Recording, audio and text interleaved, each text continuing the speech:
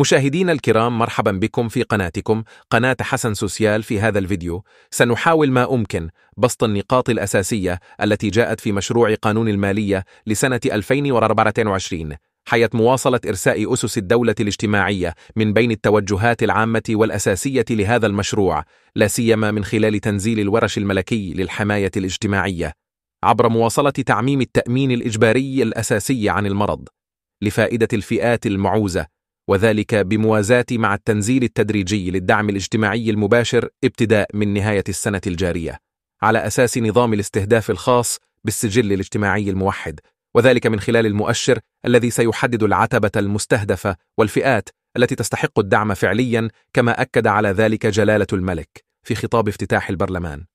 من المقرر ألا تقل قيمة الدعم الاجتماعي المباشر عن 500 درهم لكل أسرة مستهدفة كيفما كانت تركيبتها، وفق بلاغ تلاه الناطق الرسمي باسم القصر الملكي. وذكرت نادية فتاح وزيرة المالية خلال تقديمها التوجهات العامة لمشروع قانون المالية لسنة 2024 أمام الملك خلال المجلس الوزاري اليوم الخميس بأن هذا الدعم يندرج في إطار التنزيل التدريجي للدعم الاجتماعي المباشر بداية من نهاية السنة الجارية على أساس نظام الاستهداف الخاص بالسجل الاجتماعي الموحد، كما أكد على ذلك جلالة الملك في خطاب افتتاح البرلمان.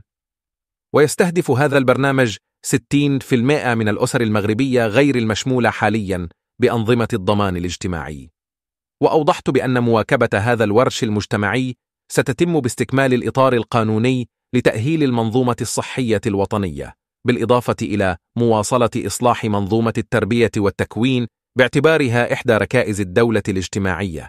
وتنفيذا للتعليمات الملكية السامية، سيتم إعطاء الأولوية أيضا لتنزيل البرنامج الجديد المتعلق بالمساعدة على الولوج إلى السكن، وأيضا تنزيل برنامج إعادة البناء والتأهيل العام للمناطق المتضررة من زلزال الحوز، وتعزيز التدابير الرامية للحد من التأثيرات الظرفية.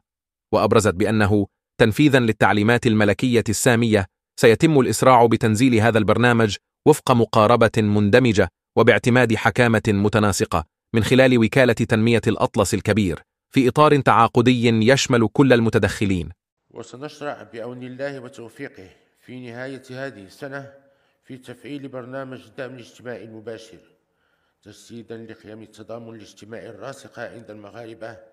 فقد قررنا أن لا يقتصر هذا البرنامج على التعويضات العائلية فقط، بل حرصنا على أن يشمل أيضا بعض الفئات الاجتماعية التي تحتاج إلى المساعدة. ويهم هذا الدعم الأطفال في سن التمدرس، والأطفال في وضعية إعاقة، والأطفال حديث الولادة، إضافة إلى الأسر الفقيرة والهشة بدون أطفال وفي سن التمدرس، خاصة منها التي تعيل أفراد مسنين. وبفضل أثره المباشر سيساهم هذا البرنامج في الرفع من المستوى المعيشي لعائلات المستهدفة، وفي محاربة الفقر والهشاشة، وتحسين مؤشرات التنمية الاجتماعية والبشرية. فالمجتمع يكون أكثر إنتاجا وأكثر مبادرة عندما يكون أكثر تضامنا وأكثر تحسينا أمام الطوارئ والتقلبات الظرفية.